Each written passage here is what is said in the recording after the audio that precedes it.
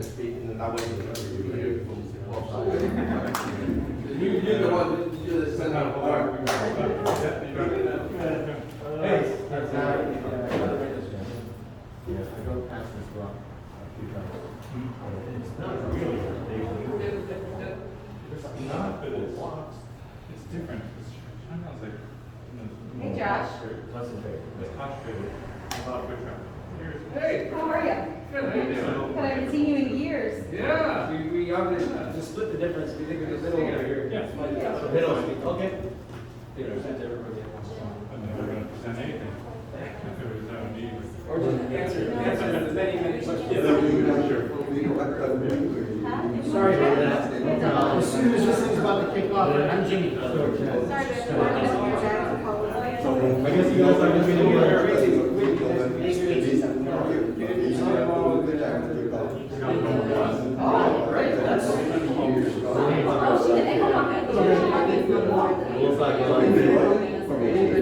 Because we got the building in Chinatown. Yes. I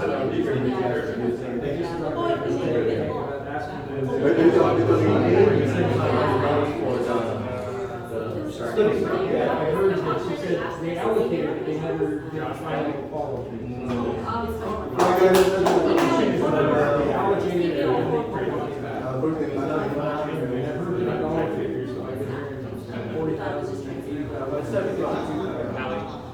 All right, guys. Anyway, we need to get another higher with Jimmy on gmail.com. May I have everyone's attention? So, this meeting came about from one person, and that person, that gentleman, guys, we have to recognize him because without him, we wouldn't be where we are today in terms of talking to the police, talking to the media. I want to recognize Stewart Jen. Okay?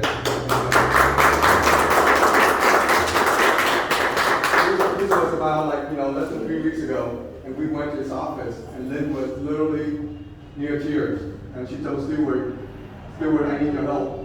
I need your help because right now I fear for my life, I fear for my friend's life, my colleagues' life, the whole damn community. Because we get to chase out our community, we have to close early. We've been here 20, 30 years, what's going on, Stewart? You're doing great stuff in Chinatown, how are you going to help us?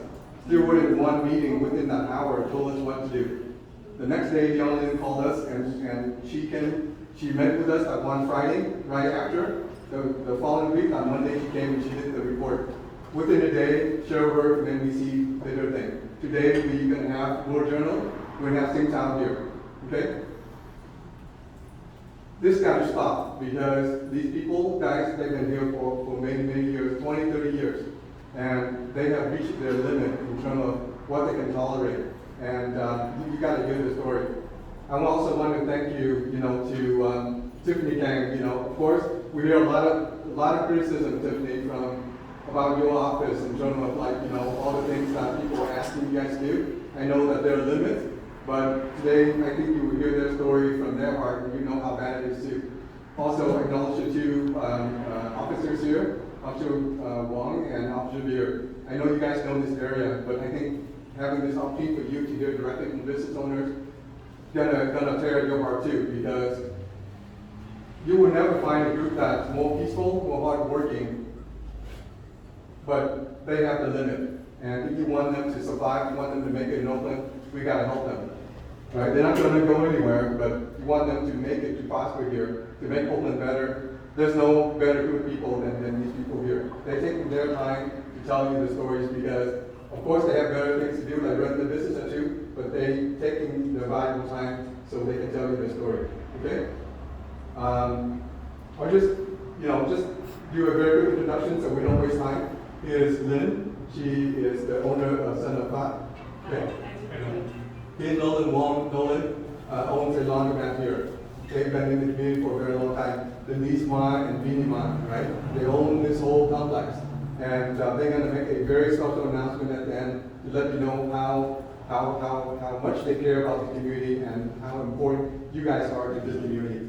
I just met Jang and Pung, but I hear a lot about you guys from Lynn, so welcome. Then here's the guy that you guys need to hear. Here's the man who captured things on video. He has this thing on YouTube, captured photos and document all the stuff that's going on. Nobody he is sort of like an encyclopedia of crimes in Little Saigon. So let's hear them out, and hopefully you guys can reflect and let us know what else we can do and what else you can do to help us. Okay. Also, I forgot the star, Lily from Kamlung. She also has some really harrowing stories of how her business is affected. So, all right, guys, maybe we start with Lily. I know you got to go, and then we go this way. Okay? No, Lily. So what do you want me to share? Each person, because of time, guys. Each person, because of time. I think everyone is aware of the high volume crime that's occurring here. Everyone's aware that there's no police presence.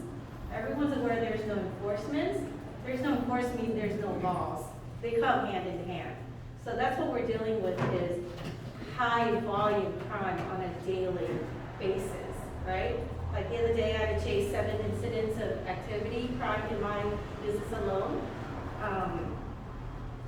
Even before I come to work, there's shootings on the streets, there's prostitution at 2 o'clock in the afternoon. Everything it seems to be siphoned into our area. I've been here for 30 years, and I've never felt where some days I won't even go home.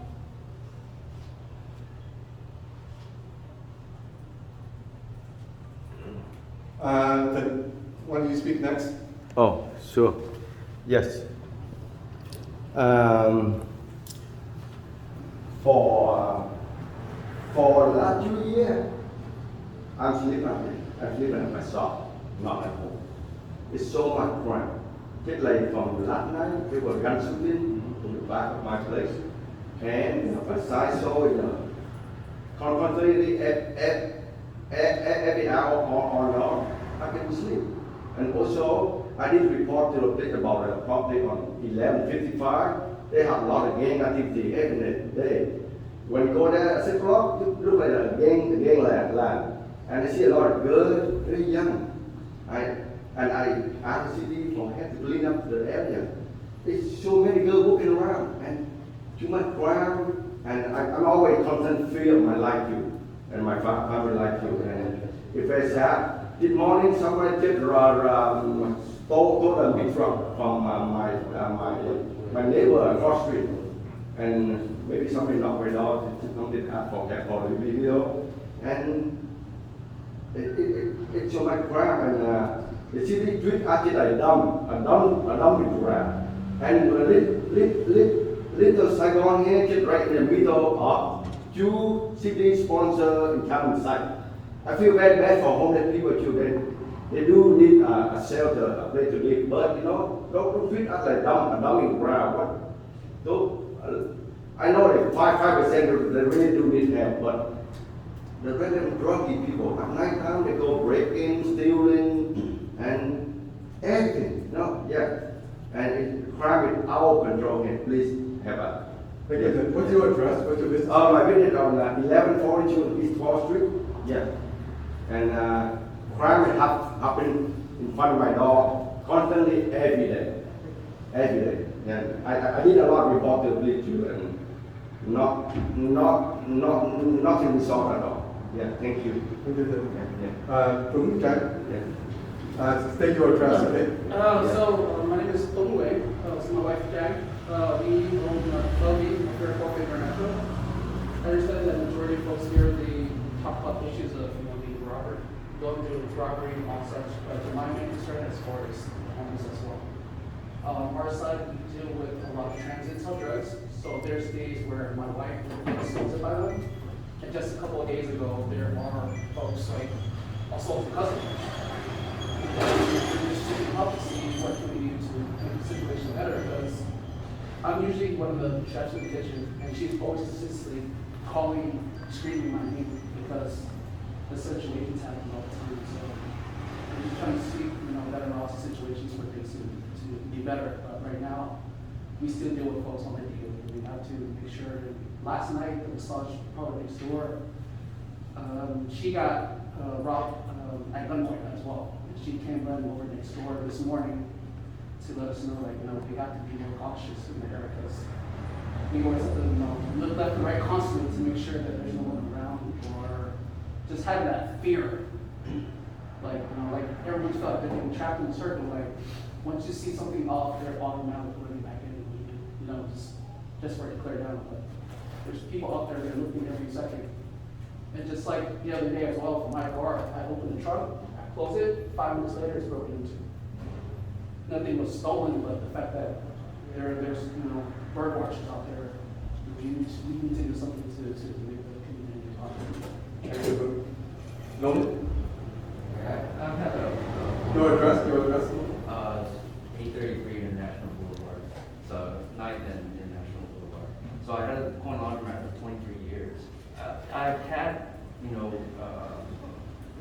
people purse snatching and different things happen, even to my mother, on the same avenue before. But in recent years, there's been more and more break-ins. There was an armed robbery right in front of my store. It was on the channel that I believe it was like provide police with everything. The security cameras. There's a nice picture of the guys in his mask. But yet, all these things, there's nothing that comes out of it. Even if I provide you a picture or a car, and there's no punishment, for any of these criminals. So I understand, there are more crimes across the Bay Area, but there needs to be something done about, this area. People have to feel safe. In fact, I got a lot of customers that come in and say, it's dangerous around here. You can't do business like that. Thank you. Hi, this is Lynn Chong. I owned the business somehow over 32 years. I live here and I work here. I saw a lot of things going on. And I think the people like another color thought of like a robbery and just go to Asian robbery. I saw the last time is 10 years old, they robbed me right in front of my store. They asked the key and the money. That's why I come up to go to student to ask them, I need some help because I have nothing to do. Because I think the parents, they know the Asian, they carry the money. Just rob the Asian, they get the money. Just go there. And then the list open right now, the central, a lot of robbery everywhere on the street. Even this driving on the street, they come up to rob the door, open the door, and get the wallet. Why not the city support us? Well, we are live here and we have a lot of property and carry a lot of things. And right dances, I don't know how I'm still alive or not. I need the Buddhist and the city step forward, and we are together right now.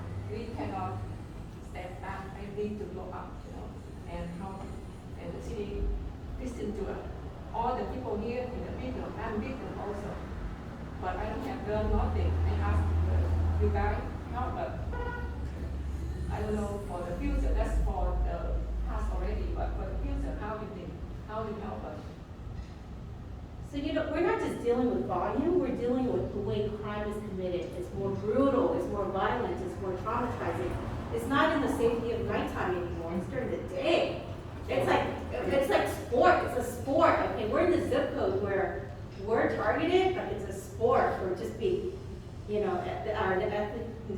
ethnic, knowing that nothing's gonna happen because there's no reinforcement, knowing that they can get away with it. So it's an open invitation right now. And I see the guys committing these crimes. Because I witnessed it straight face to face.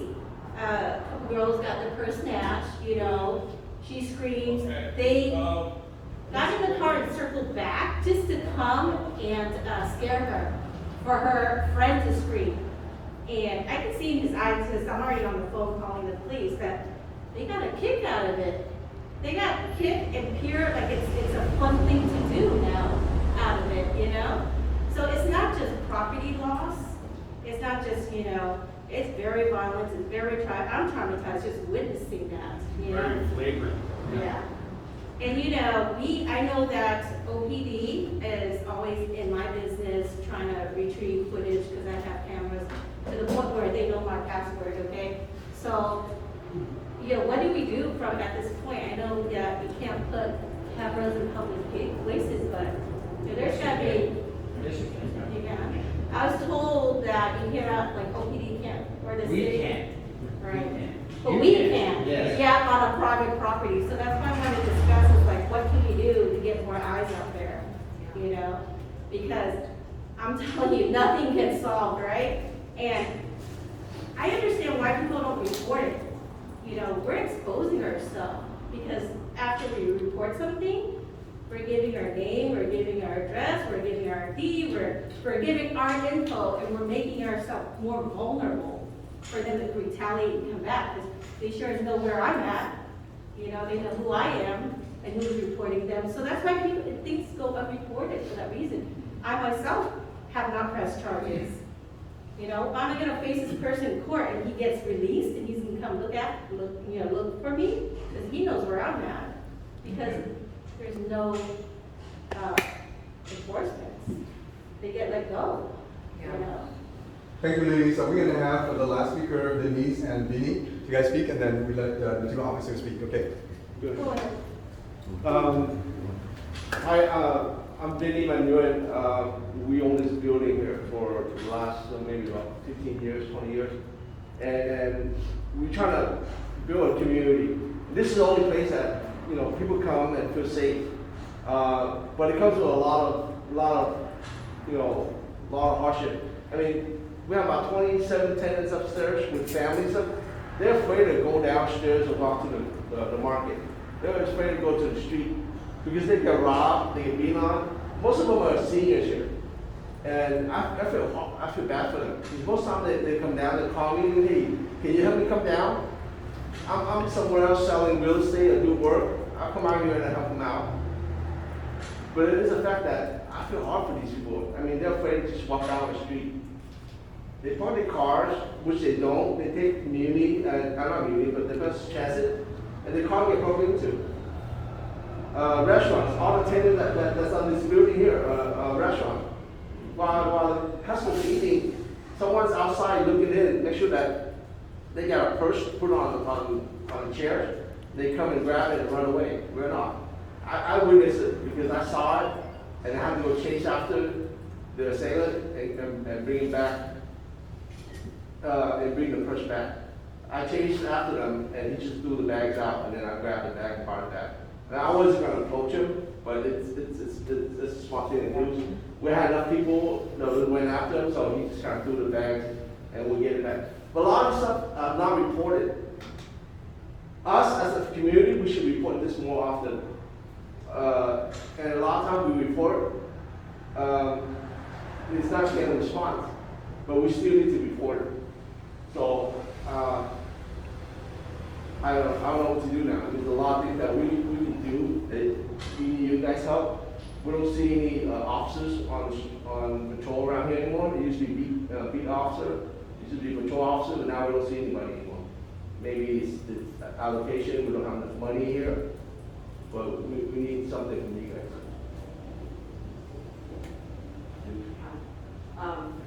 I just want to add on to everybody. It's very sad to hear like what Lily's saying, what Janet is saying. I grew up in Oakland. Sorry. I'm trying to hold my tears back because Oakland is like home to me. And so when we built this building, we want to give back to the community. But the fact that I've seen Oakland got better and got even worse. And I'm not comparing. I'm glad to see that other areas of the community in Oakland are getting the service that they needed. I've seen cops car park in Chinatown. I've seen in Temescal, they're getting help. We're a community here as well. And I'm only asking for the same help. Just like anybody. And it hurts me a lot to see my community is not getting the same help and service when we just, as taxpayers, are being taxed the same as anybody else. And I'm glad that any other city that are going through what we're going through are getting the help, but we're just asking, give us the help that they also get. So that's it. Jimmy, before you get to the chief, let me share our stories in Chinatown. My name is Stuart Chen. I am the president of the Chinatown Conservative Council. you don't only have 2 officers, you have the deputy chief of Oakland PD. So they hear you, you have their ears. Now, the stories we share is heartbreaking, but unfortunately, it's the same story we hear everywhere. Not just in Chinatown, East Oakland, West Oakland, even downtown. It's the same blatant abuse. These people are treating us like ATM. Patients are the low hanging fruit. I mean, you can always blame the victim. Well, don't wear your watches, don't wear your purse, but that's peasant stuff. And what we did in Chinatown was, I know they can share the story too, is to, we can always ask, we can make a lot of noise to the city and to the PD, but we gotta help ourselves.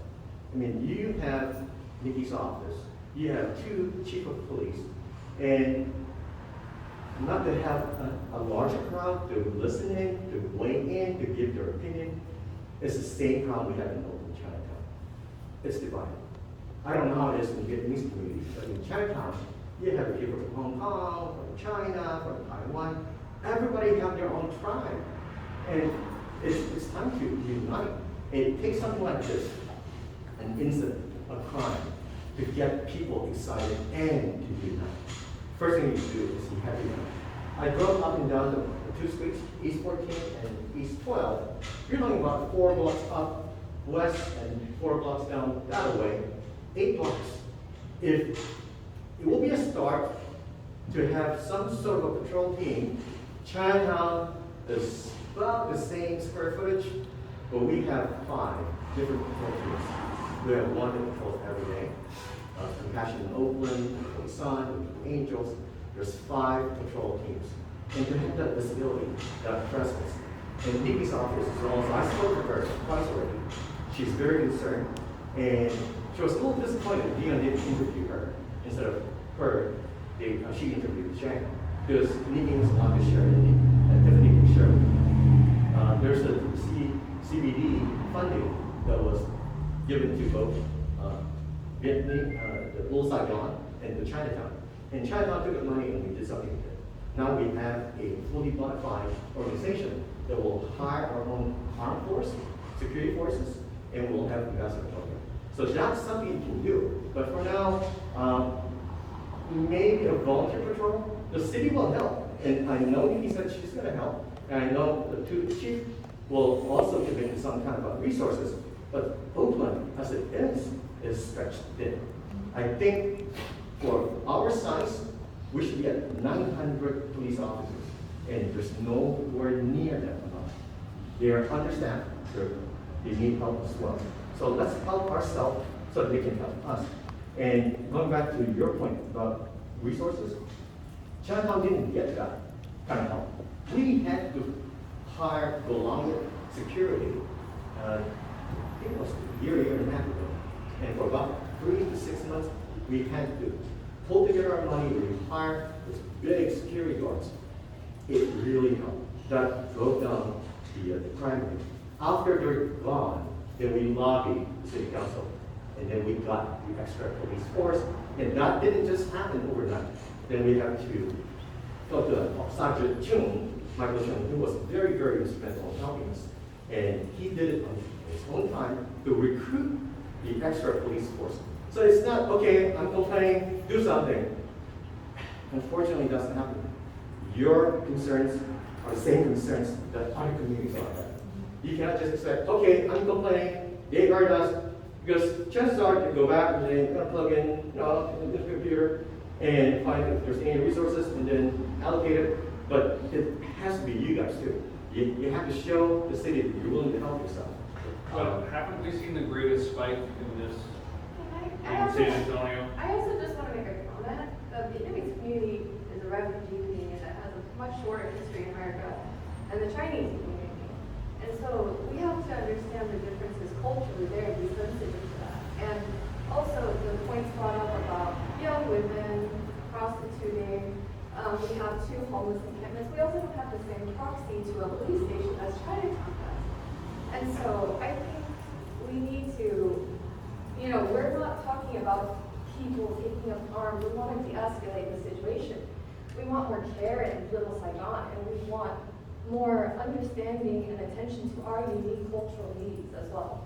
So I understand your point as well, and we're trying to work on that, but I think also like, there are differences that make us less capable, have a lower capacity to react to the same issues in the same way as other communities.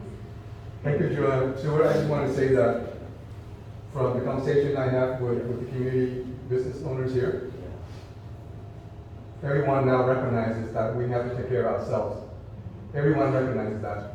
And I totally agree with you. They all agree with you. We just need, just like Denise said, but we need more help. That's why we're here. We never got together and organized something as a community in this area. So, but now we're doing it. Now we're doing it. We've been disconnected for so long. I've been here for 30 years. I've never been active. This is my second, third time in this meeting because it's come to the point where we're in the freaking wrong zip code. Okay, we have made ourselves to not be victims. Come on, we're closing at 5 o'clock in the afternoon. We don't even carry handbags anymore. I put nothing in my car, not even in the truck. I mean, we have done everything ourselves to just become less of a victim. You know, the stereotype being Asian and stuff. Right now, we're just sitting duck because we're in the wrong zip code. And we need a satellite office. We need enforcement, a presence. Because without a presence, you know, it's going to get worse. It's just going to escalate. To your last point, to your point too, and as you get together and start talking about what needs to be done, we need to do something, what is it? You're going to have a fight too. In my community, the police came in and helped, and we had armed force, security guards, and there's going to be a group of you, they'll say, well, we don't need any more guns. We need more social worker, we talk to the homeless, the crime. You won't have that. Because when we supported the police on drones and they had armed security guard, people were attacking me. We don't need more guns. We just need to be able to help these people move out of our area. You need to get united on a common goal and how to get to there. But there will be differences and there will be challenges. It's not as easy as getting together, yes, united, there will be many differences in the kingdom. I'm sorry, just give this gentleman just 30 seconds, okay? Oh, I was just gonna ask, I mean, I think have we not seen like the greatest spike in crime in Oakland? This area, yeah, So international. it's, you know, to say it's like, it's bad all around is true, but this neighborhood has become sort of like no man's land. Yeah. And it's really seen that, and you know, as somebody who has lived here for 22 years and who's here at night, it's scary. It's scary to know that you're being watched, that your place is being cased, that if you go out, you might come home to find somebody there. And it could be simple as, you know, I don't even support the other businesses around here because I'm afraid to go. That's why I'm standing here freaking looking out the window because I know better. You don't put your back against the window, you know? I'm from OPD family, okay? I know that my brother-in-law used to speak with OPD. And what happened to the walking patrol officers? What happened to the guys on the bikes, you know, on motorcycle? I don't care, bring back horseback, whatever, you know, but we need a presence. We need you guys to be involved. I have a specific question, sorry. Before, Okay. Oh, it's okay. You can finish. No. Oh, hi, my name is Cassandra. I am a neighbor of Mr. Lay, of Tim, and I'm very grateful for him because he is such an active presence in my neighborhood. He's my next door neighbor. He, as he said, he sleeps in his shop every single night for the last couple of years because he doesn't feel safe leaving because he gets so many attempted robberies. Like, how many did you say? About 10 in the last year? Yes. So this isn't a matter of like, oh, there's crime once in a while. He can check his cameras and he's just looking for what kind of crime happened last night. It's not, is there a crime? It's which crime was it and how many? And it's really, it has spiked. There is actually a Hulu documentary called Trafficked that's about various types of I don't know if you all have seen that, but I watched the episode about sex trafficking, and they showcased 2 cities in the country. One was LA and one was Oakland. And it wasn't just Oakland, it was our specific neighborhood in Oakland. Recognize me, I was on that show. Were you on that? So you know. I was the undercover sergeant that had the gun. Okay, so you understand. This is not like, Oh my God. this neighborhood is experiencing an unprecedented amount of crime, and we all know that. And I think putting the onus on business owners and residents to arm themselves or to put video cameras up, which is a great idea, but again, the onus is on the people to do that. That's a problem. And what I think is interesting too is that there's no police presence, like everyone has continually said, but do you know what there is? There's traffic cops that are coming by and putting tickets on people's cars every single day for street sweeping that doesn't actually even happen. This neighborhood is littered with trash and blight everywhere, and the only presence I ever see are traffic cops finding people.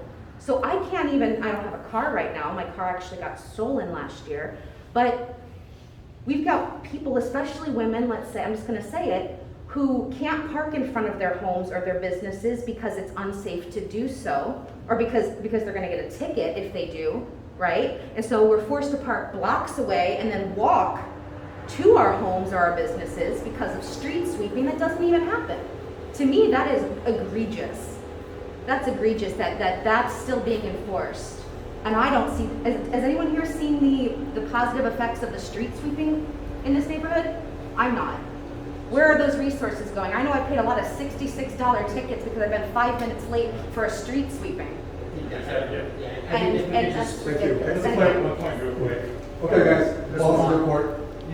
So we don't get. Yeah, just clear that up, the parking enforcement doesn't work for us. I'm just saying, like, that's the only presence I see. I'm getting fined They work for parking my public works. car in a safe area and being forced to park blocks away, and the streets are filthy. We have no control, unfortunately. But we will take that into consideration, we can talk Yeah, to the I'm city just part of it. saying. I'm just saying. We don't direct them, but we'll take it.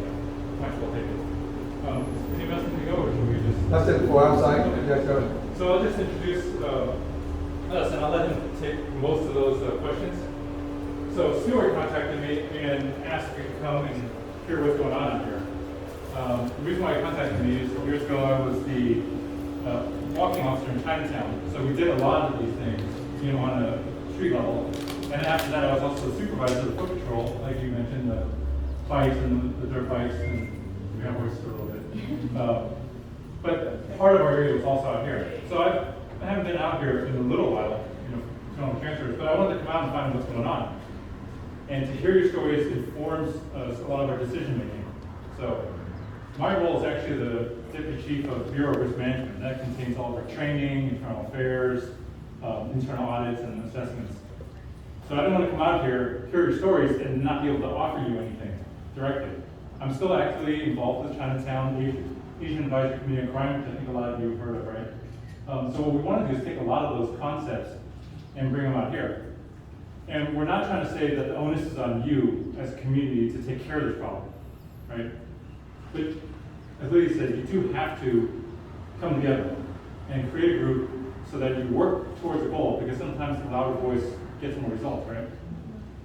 And so we want you to do that, but at the same time, not alone. So we're here to help you with that. At the same time, we're going to try to do enforcement, patrols, things like that, but we can't do that alone, because as Stuart said, there's only so many officers right now. With staffing as low as it is, the foot patrol units you mentioned had to be taken out to fill the beats. Otherwise, you wouldn't even have a 911 responder. Okay, so that's how some of these things are affecting all of us. So that said, do not feel like you're alone in this, right? We do care. We want to make things better. It's just that we have to figure out the best ways to utilize all of our resources, in both community, police, city resources. A lot of what you're talking about, the lawlessness, the people out here, crime for sport. That's a bigger social problem, not something we're going to solve overnight, right? But something we have to be cognizant of as we address our response. Same thing with the charging of crime. So they arrest all these people and they'll be charged. That's out of our hands, but we together can work on getting more cases charged potentially. Right? So it's just a matter of working together in this. So I don't want to get too far into controlled deployments, because that's why I asked the Deputy Chief Beere to come here, because he's got BFO 1, which is the whole west end of the city. And he's much more in tune with that, and as he said, he's the star of that show. So he has a history. I just want to let you know I was deeply involved in that project. Yeah. That's part of the issues, that's affecting here actually now. So, you guys don't mind, I'm like triple vaccinated, anything else, if anyone's uncomfortable, put it back on, I just wanna make sure everyone can hear me. So I'm Jimmy Beere, I'm not just an Oakland police officer, but I'm actually your guys' neighbor. I've worked with Vinny throughout the years as my realtor. I haven't met you at the old office, I don't remember now. I frequent this area quite a bit, steady rolling motorcycles right down the street. My family and I come down here to eat, we shop, we drink. We do just as much business here as we do in downtown. That's the God honest truth. I do see the change. I see it all over the city of Oakland, not just here. But you are right, this area here has spiked for robberies, no doubt. That's 100% correct. But we also have to take into account there's other areas that have spiked in human trafficking, and spiked in murders, and spiked in shootings. That's a challenge, and the challenge is the resources. I wish I could put a cop on every block, but unfortunately that's not the situation we find ourselves here. 2 years ago, oddly enough, when you look at your time period, you started saying you saw a lack of police presence in the last 2 years. That is spot on. Currently, we have a staff of 659 officers. This is not an excuse. This is not an excuse. You guys deserve the best police services possible, but this is just the stark reality of it. We are authorized close to almost 800 officers. It's just south of that, 773, I think. My numbers might be slightly off. But 55 frozen positions brought that number down to 737, somewhere around there. So my math is off, 792 to 737. Out of those 737, the chief at the time, it wasn't Chief Armstrong, but Chief Van Heimer, I believe, had to come up with those 55 positions to cut. Those are the exact positions that you guys are talking about. The walking units, the motor officers to do moving enforcement, not parking. We actually had to cut some positions from other resources that came in here for enforcement actions. With that, we've had a challenge, just like every other agency in the nation, with maintaining the police force and recruiting, which our recruitment division is doing better than most in the Bay Area to bring in the best possible candidates to serve you. But as those numbers fall, we had to take our CROs, or community resource officers, which is another thing that's affecting you guys. Community resource officers had to go back to patrol and backfill. So a lot of the special enforcements out here, like the surveillances, the high visibility patrols, utilizing them as walking officers, had to be removed from that equation and had to backfill and patrol. Currently, we're very fortunate because they are very dedicated police officers and they are sacrificing their off time away from their families to do special projects on overtime. In fact, one of them's going on right now with the homeless encampment, 1700 block, 1400 block, East 12. Working side by side with the encampment management team, they're actually shutting it down. We were doing operations there for the last 2 weeks, and actually we shifted to do operations over here when we're working there. So I will give you this, like this little bit of insight, and it's troublesome as it is. When we did shift over here, it wasn't hard for us to recover stolen vehicles, arrest people with loaded firearms, and make arrests in the armed robberies very quickly. Now, what we had to do was leverage our patrol resources with the CROs on overtime, so that leaves more of a lag time if they do get involved in an arrest, right? So that impacts our response to calls. In addition to your area experiencing an increase in robberies, so has the Lakeshore Adams Point area. And that, I believe, is because a lot of it's been pushed down here for our enforcement efforts over in San Antonio Park, the actual proper San Antonio Park. We talk about 1900 block to 2300 block of Foothill and working with the community on East 15th. So 2 things happened, because that was part of the documentary, is we had a huge enforcement of the FBI, the actual residents that lived on those 2 main thoroughfares. We used technology as well as other outreach and non-governmental organizations to try to help the people involved, but actually target the exploiters. And I think because of the high presence there, the continuous operations, it pushed part of that displaced the activity and pushed some of it over here to Clifford Park. There's some other businesses that are kind of contributing, and I'm not laying blame at any business in here, but I will say there's a certain business here that has been involved in the majority of the robberies during the day. They're open to talk. I don't want to bring up their names. They're open to talk. But there's things that they can specifically do, knowing that they are a target bringing people in here. And not only focusing on doing robberies at that location, they're starting to branch off. When they're not robbing there, they're robbing people on the street. We have identified that. We're working with Councilmember Bass as well. She has the details of it. And again, I'm not trying to blame anybody, right? They had their own challenges as well. And I will say he's my neighbor. They're my neighbor. They've been victimized at their house. That started from here, right?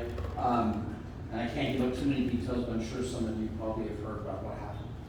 So, unfortunately, the adults that we arrest, we get traction on. If we arrest them with a gun in addition to the robberies, typically the DA is pretty aggressive and the laws in place allow us to have significant detention time, for lack of a better word.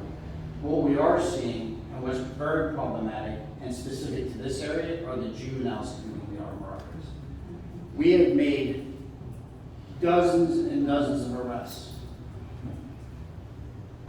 Specific individuals involved in robberies and auto burglaries and other commercial and residential burglaries that targeted this area.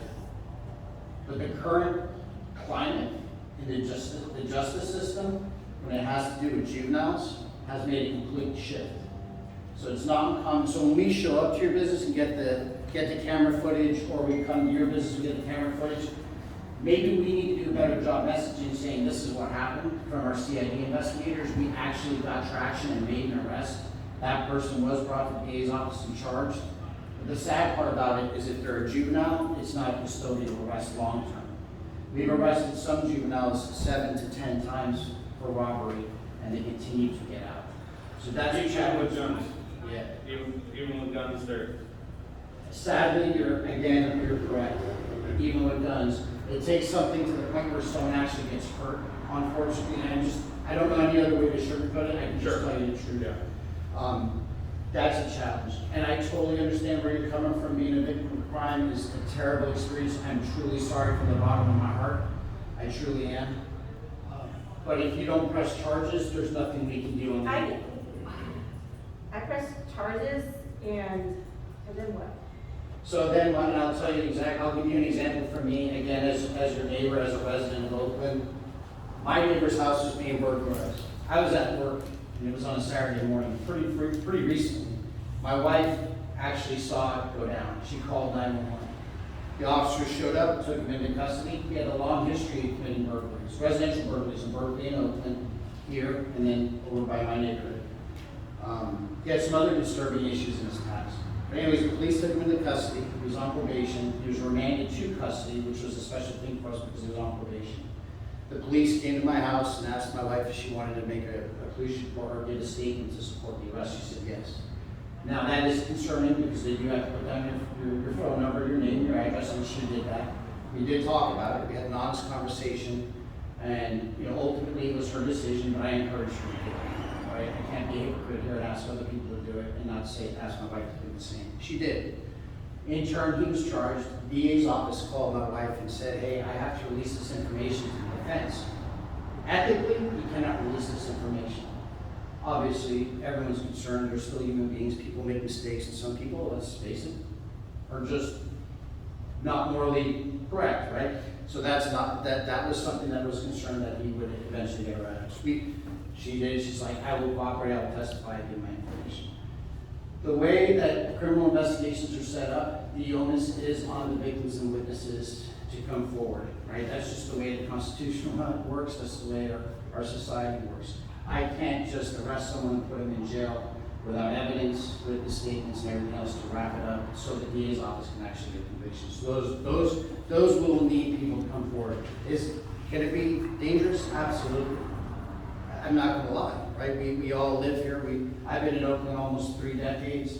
I lived in Maxwell Park. I live just right up the street here. So I do empathize with everything that's going on. But just like everybody here, we're partners in this. We're stakeholders in this together. And I'm not asking you guys to go above and beyond.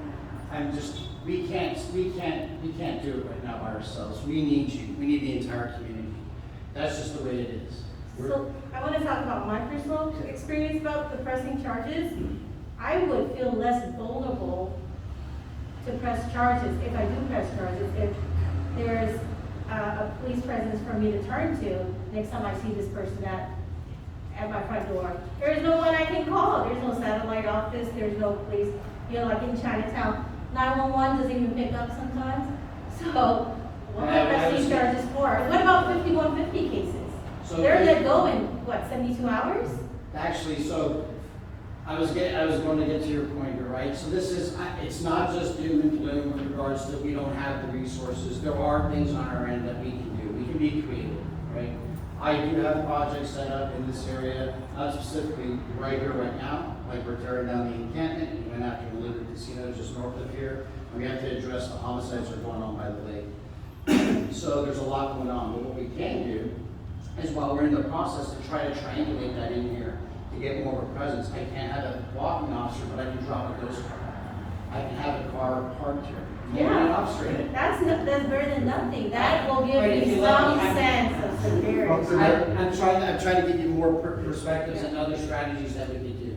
The other thing would be actually to set this up as a space that I was talking to Vinny for. If officers can come here to write the reports, sheriff's deputies can come here to write the reports, that's another option. Absolutely, absolutely. Right, and then the other thing is, if you provide us the information for 1142 East 12th Street, after this meeting, I'll get you a phone number of direct contact, because you have so much institutional knowledge of what's going on here. I'll get you direct contact for In the back, in the back of my property. Well, I can't, honestly, I can't intake all of the information right now because we don't have the time, but I will get you in contact with a person that can set up the operations to specifically target those individuals and work with you offline. We don't have to put you on Front Street.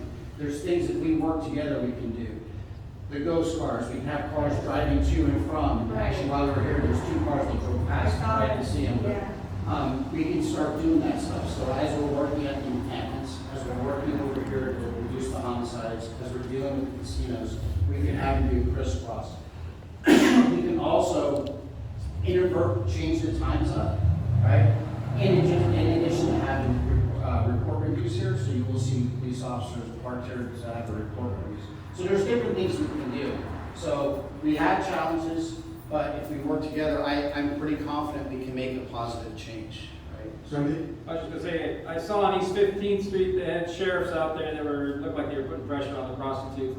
This is a bus rapid transit, there's bus stations right here. It seems like the sheriff station could be partnered with, and you can see some sheriffs actually walking up and down here. So I know the sheriff's piece, actually, we're using them on East 15th as a joint collaborative effort. They were using Oakland police officers as undercovers to direct them in to work with people that were engaging in human trafficking.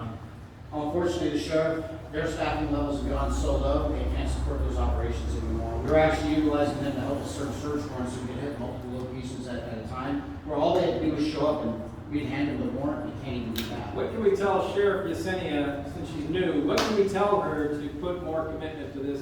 The traffic lights, so they cannot, like the traffic, the security, the traffic lights, the bus routes, they have a detail specific for that. If she can staff that a little bit more, you will see an increase in deputy So presence. jurisdictionally, they can walk around that bus station and they can police that bus station and the other bus station. They can actually show a presence on the street. So it's kind of a hot topic in the debate right now about bringing in outside police resources like CHP, sheriffs to do policing for the community of Oakland.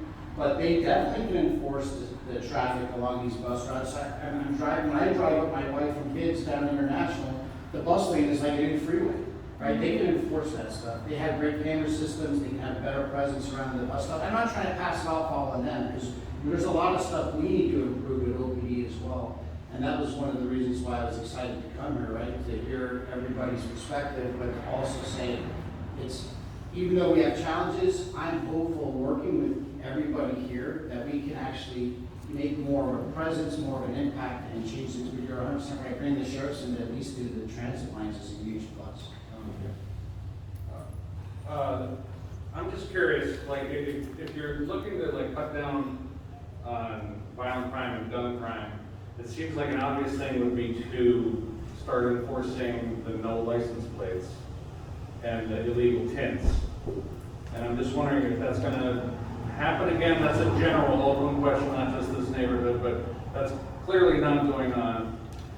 And it seems like to see, you know, to see a car in front of your house that is blacked out with no plates, and you know there's people inside is pretty unnerving. So there's a couple things going on there, and again, I can't argue that point, Yeah. because I told my staff that not to conduct equipment violation stops unless they have reasonable suspicion that they're involved in actually something else. We're so short-staffed that any one stop is going to bring that officer to a grinding halt for up to 30 to 45 minutes, depending on the requirements for the stop. Even if it's done during the day, just to get those cars. So our goal is to target the people removing violations, running stop signs, red lights, any type of dangerous driving and along the high injury networks where we actually have serious injuries and deaths. Right. Another part of the problem that we do run into, and he's probably gonna slap me, but I'm gonna be honest with you, when we do only equipment stops Yeah. and nothing else, it looks like we're fishing, Right. right? It looks like Well- there's disparity there too, right? We wanna make sure we're treating everyone fairly. Right. But But I want to throw this in before you respond. I did hear the community in east, just north of San Antonio, in the Brooklyn area, a little bit, in Brooklyn as well as north and east 20s, where they were complaining about cars running stop signs. And I told them, I said, we could do that. And we could start making those enforcement stops, not necessarily the equipment stops, but if we do that, we've got to cite everybody. And when we did that, what we learned was, yeah, we got a couple of bad actors, but we were citing a lot of residents. Well, that's fine, it's Yeah. a safety violation. But we can't do that with the equipment violations, because then it looks like, again, to your point, we're fishing, right? Well, So I don't know, illegal tents and no license plate is, I mean, that's, you know, that is a That's a criminal. red flag. That's I mean, visible- that's Not a red flag. Affiliated. Where do I want my officers really investing their Well, when time? I see someone, especially in a nicer car with no license plates, I think they want to be anonymous. And then I think, well, why do they want to be anonymous? I get that, I totally understand that, but at the same time, I can have a surveillance like I did last week, right here, right down the street, where we can look at a stolen vehicle coming out of a casino, make the arrest, know I have probable cause, and then on top of the probable cause, search the car, recover a gun. Or do I want to fish with a vehicle with no plates? But isn't that problem? That's not problem? I have problem to pull them over all day long, Yeah, okay. right? But to get to that search point, that is one investigative step through many just to get to the Right, okay. search, right? Well, isn't that just a piece of the puzzle of all this crime that's going on, is the cars that they're using? Absolutely, but we Yeah. have to be laser focused. Again, we're so short-handed, and our officers are, whenever they make a stop, they're investing a certain amount of time. They're taken out of play once they make that stop, so Well, maybe at the slowest periods of time, you could be. there's pulling no in slow period of some- time. Just to give you some context, the west end of the city, radio channel, Patrol 1, averages somewhere between 40 to 60 standing calls at any given moment. Yeah. The east end can be in the hundreds. So that is during the day. Actually, at night, the best time, I would say the slowest might be like, what, 3, 4 in the morning? Where we experience a lot of murders and shootings. Right. And there's still calls standing, don't get me wrong, it's not like the board's clear. Yeah, But, yeah. you know, then, yeah, That's you tough. know, pull it. And here's the hardest part real quick, just to piggyback off that to give perspective. So when there is a disparity in calls as well, say if there's 30 or 40 calls standing here in this neighborhood, and there's 200 calls standing in East Oakland, and some of them are involving violence or sexual assaults, they take the resources from here and send them out there. And that's been consistent now pretty much on many weekends for the last couple of months because of the volume of calls occurring out east. One last thing, I'm sure you guys are pretty informed on this, but I hear that they're gonna break down all the encampments at Home Depot. And a lot of those people apparently are planning to come here. Make it worse. So. It's like, I feel like once We it clears could- out, they come back. I can't comment on that because that's out of my area, but I will comment on the cycle. So we did identify that. Actually, while we were here, the reason why I wasn't trying to be rude, but it was the city attorney calling me because there happened a lot of complaints from people that were tearing that one down. So working with the encampment management team, which is in their wheelhouse, we're going to start fencing off areas and then working with the business to see which ones will accept K-rails and close some of the parking spaces. So that way, those take their extremely long periods of time just to get the encampment enforcement and then the cleanup and then the shutdown, because there's so many different steps that the city has to do. What about arson Can enforcement? we, sorry, okay? Yeah. Let's get back to this side over here. We'll talk to them afterwards. Okay. I've been tasked to document what you guys say here, but really nail down some specifics. We need to have this in writing in terms of how we can work with you guys, some specific things, maybe 1 or 2 or 3 things that needs to be done, that needs to be, everyone here needs to like believe that, okay, this is what the police are gonna do with us. Can we get this down in writing, assign us someone that we can work on a daily basis? These are the follow-up that the Little Saigon people need. So I get that, understand we don't do contracts, we do crime plans, so we can write that into the Yeah. crime plan. I will tell you, right off the bat right now, I will commit to a ghost car being put here. I'll commit to high visibility as far as coming back to and from to the different projects. And we will commit to additional surveillance to the bad actors, laser focused on the people actually committing the crimes. I can't just go out there blankly stop people, even if they have no play. I can commit to those 3 things. So Vinny and- Hold on. And when I commit to those 3 things, it'll be incorporated into the area crime plan, and then your communication point for the area, because it'll have direct, so that way it's not filtering down. It'll be Captain Dazakuros, who will actually be the owner of the crime plan, and he can incorporate all of those things in the crime plan and share it with you. Okay. Is that fine? That's perfect. So Vinny and Denise offer the space to you guys.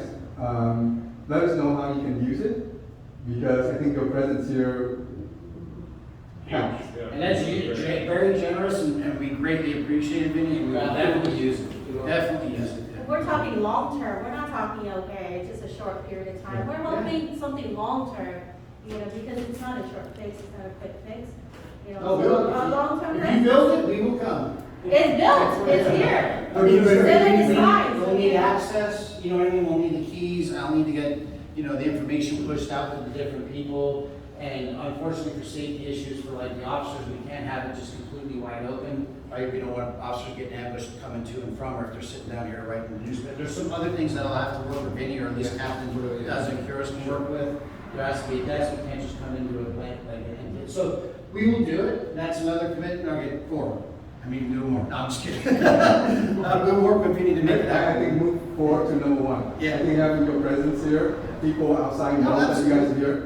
As Thank soon you. as soon as this is safe Okay. for the public and safe for the officers to interact with the public and be here, we How long will. does the process take for that kind of integration? So as long as it takes, because we're not the owners of the building, we're just guests. Well, let us know what your criteria is, Yep. and we'll see what we can do to meet those criteria, so that whatever Perfect. you guys can be here.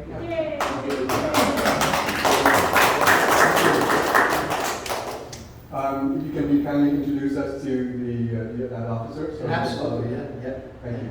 You should hear from the policymaker too. Yes, Nikki. Yes. Oh, sure.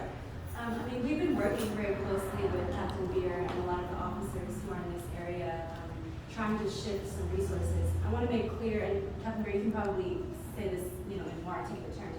The overtime Chinatown patrol is in a different area. It's a different staffing and resource funding mechanism. So the extra officers that have been there every single day for the last 2 years or so have been handpicked, recruited by Sergeant Chung, who we asked to partner with us on that effort. So we're absolutely ready to help in any way possible. We funded the bid money in 2019, it just wasn't executed. So we'd like to bring that back if we can, if the money is still there, for a longer-term solution around funding that property owners in this area would pay into to provide the security patrols, the ambassador, vests, cleaning, maintenance. We've been working with many of the business owners on this side to address some visual creativity requests. And I'm sure you all know that the 15 people living here have transitioned to Lakeview Village down the street, right? But we're experiencing re-encampment again. So there's another closure slated. We have to figure out where we can adequately house those individuals and get them the services they need. So there are a range of issues, but our focus in this area has very, very honestly been on the encampment. And so now that we are partnering more deeply on public safety, we're very open to just supporting in whatever way is helpful. Support the police, support the fund Yeah, officers. Absolutely, I think that is the first step. People see that, Yes. things will change. Absolutely, and I want to make very clear on the record that our office did not defund the police. We actually added 38 or 6 million to the police budget. So there is a PR campaign, separate from what I can speak on here around, this narrative of defunding. There are approximately 100 more officers coming online within 3 academies by January of next year, and we have had a hand in that. we voted in favor of that. So I want to be very, very clear about our role and our values when it comes to public safety and making sure that the community gets the policing that they need and are asking for. So I just want to, and we check in with, these officers on a regular basis, and I have notes, of conversations where we've asked for, the same thing in Chinatown over here, right? So it's not that we're not supporting the police. I just want to be clear. No, you're funding there. I'm all for instead of defunding, just refund. Yeah, I mean, there's a host of, safety challenges that we want to make sure we're catering to the specific community that is asking and what they're asking for, right? A lot of our asks recently have been around Lakeshore because there have been 4 or 5 homicides since November in the cul-de-sac. And the residents there, they're mostly English speaking, they're mostly very affluent. They have been creating petitions with hundreds, if not thousands of signatures, knocking on the mayor's office. So we're constantly being pulled, so we want to work with you, and it's very helpful when there's an organized coalition of residents and small business owners that we can just tap in with regularly, instead of just one-off interactions. No, you have. You have it straight out, so. And we all need to acknowledge, being a police officer right now, it's a very tough position, and, we're grateful for you guys, and we know.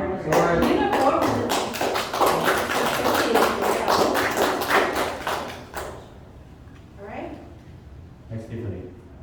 I'm so sorry, I have to go to the Lakeview Village right now. There's a meeting there happening with the residents who are living there, so. I just see you all. Alright, We'll follow up. What is this? Yeah. What is the role?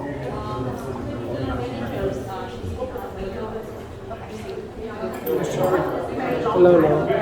Yeah, okay, no, thank you. Do you have a pen and paper?